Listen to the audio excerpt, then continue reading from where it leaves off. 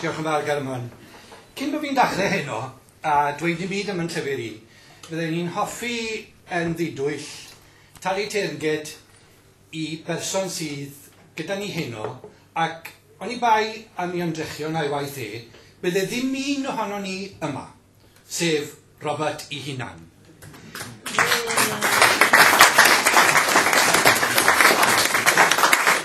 Dwi'n gallu cofio, wedi byw yn Talybont digon hir nawr, I gofio mynd i'r Emporium fyna. A dyna lle cychwynodd y cyfan. Ac fyddech chi'n mynd, a fydde'r lluniau a'r argraffwaith, ar y lein ddillad, ar y pegs, fyna yn sychu mas. Ac o fyna cychwynodd y cyfan. Ac wrth gwrs, erbyn hyn, chymod, mae Banc yr Alban, y Banc Lloyds, maen nhw gyd wedi mynd yn ffliwt yn dyn nhw. Ond mae Robert yn dal I fynd a mae yn dal I fod yn llwyddiannus ac yn fwy na dim yn dal I gynnal cyflogaeth I griw da o bobl yma yn Harddon.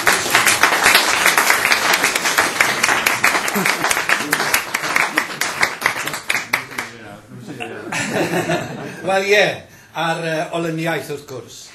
Bydden ni, a symud at y llyfr I, bydden ni'n hoffi diolch I wasg y Llwybr am fod a digon o ffydd mewn person, o ddim wedi sgrennu dim ar wahân I ryw bethau academaidd ac ati.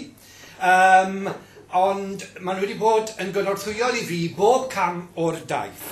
Bydden ni'n hoffi diolch yn arbennig I Meinir yng Ngolygyddi, a meddwl am deitl y llyfr, y Llwybr. Hi oedd yn cadw fi ar y llwybr cil ac yn osgoi bod fi ddim yn lleisio rhagfarnau gyda fi am y bobl oedd yn dod o'r rhai mannau yng Nghymru ac ati a pethau felly. Byddwn ni hefyd yn hoffi diolch I Tanwen, Haf, am ddylunio clawr môr effeithiol. O'n I wedi rhoi syniad o beth o'n I eisiau yn y clawr, ac wedyn ni pan ddath y clawr oedd yn union fel o'n I yn dymuno iddo fe fod. A mae'r gwaith yna yn ardderchog. I ddod at y darn dwi'n mynd I ddarllen, falle bod chi wedi prynu fe gyd, os na chi'n prynu fe, prynwch e. Ond, y cefndir i'r hyn dwi'n mynd I ddarllen, ac wrth gwrs, mae yna gysylltiad o'n I does, fe fies I, am 6 blynedd diddorol a difyr iawn a bywiog iawn yn Warden yn Pontycelyn. Ond mae hwnna wedi rhoi, siwr gallai weid, y goriad llygad I fi mewn mwy nag un ffordd. A mae lot o straeon, a maen nhw'n aros strict mewn fyna, bydden nhw byth yn dod mas o fyna. Ond mi roedd e'n gymorth I fi wrth sgrennu'r llyfr. Ac yn yr hanes yma, mae merch ifanc yn gadael dawns Gwyldewi yn undeb y myfyrwyr. I enw hi yw Eleni Lewis, a mae cyn bod y darn dwi wedi darllen, mae wedi cwmpa mas gyda'i chyn gariad.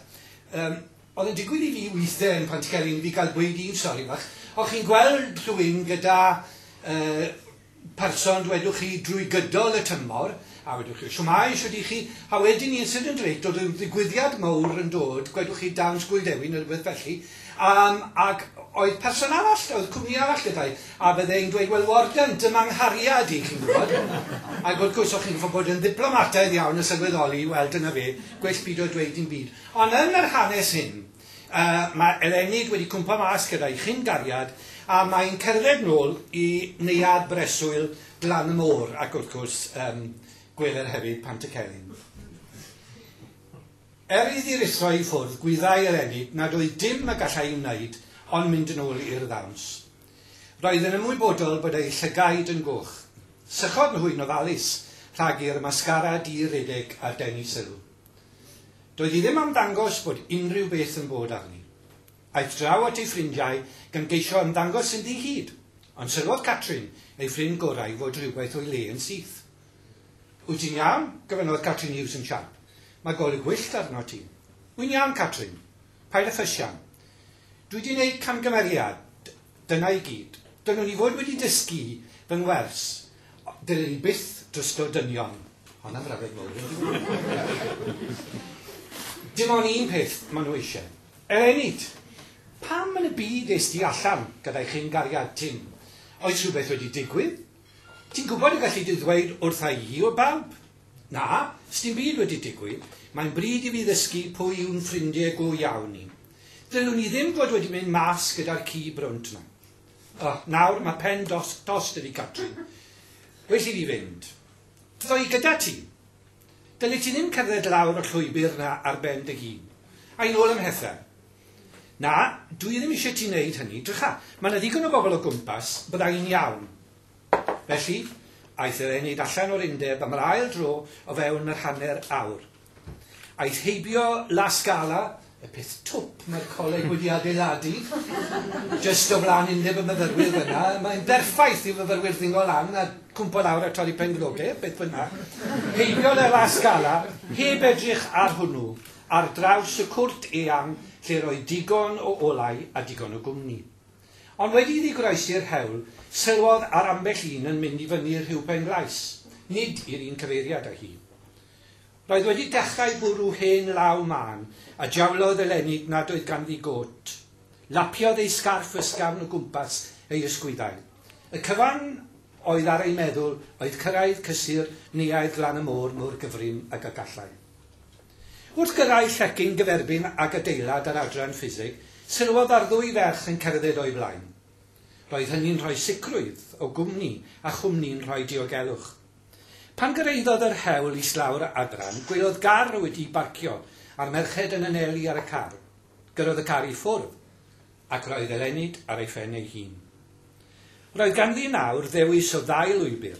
Gallai gerdded ar draws y campws tuag at ryw penglais ac yna dilyn y ffordd fawr i edrych a cherdded lawr ar ateneuad ei hunan. Neu fel arall gymryd ar ail lwybr a oedd yn llawer byrach ond yn dywyllach ac yn ddigwmni. Roedd ei ffrind Catrin yn iawn. Dylai fod wedi derbyn ei chynnig yn hytrach na bod yn ddewr a mentro allan ar ei phen ei hun.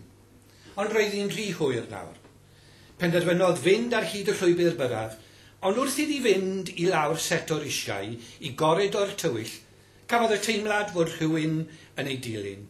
Allan â hi wedyn i faes parcio, lle roedd mwy o olau, ac wedi iddi groesi hwnnw roedd hi ar lwybr arall, ac yn wir, trwy frigau'r coed a'r llwyni, gallai weld ar adeilad o'i blaen. Dim ond ychydig gamau eto. Roedd y glaw yn trymhau. Cisiodd redeg, ond yn ei sgidiau sodlau uchel, doedd hynny ddim yn hawdd ar y llwybr gwlyb. Arafodd ei chamau a dwrdio ei hun am fod mor wirion. Roedd y llwybr yn awr yn dywyllach, a'r llwyni tewn cuddio goleadau neuadd glan y môr. Am yr eildro, synhwyrodd fod rhywun yno gyda hi. Gan geisio magu plwc nad oedd ganddi o gwbl, camodd eleni rownd y tro. Ychydig lytheni eto, cam neu 2 ac fe fyddai'n saff. Synhwyrodd rhyw symudiad o'r llwyni tu ôl iddi, a gwelodd ffigwr di yn neidio amdani. Doedd dim cyfle i weiddi na sgrechian. Teimlodd ergyd bwerus ar ei gwegil, a syrthiodd yn llipa a disgyn i bwll di dew, a oedd yn dywyllach ac yn ddyfnach na'r nos o'i chwmpas. Diolch yn fawr.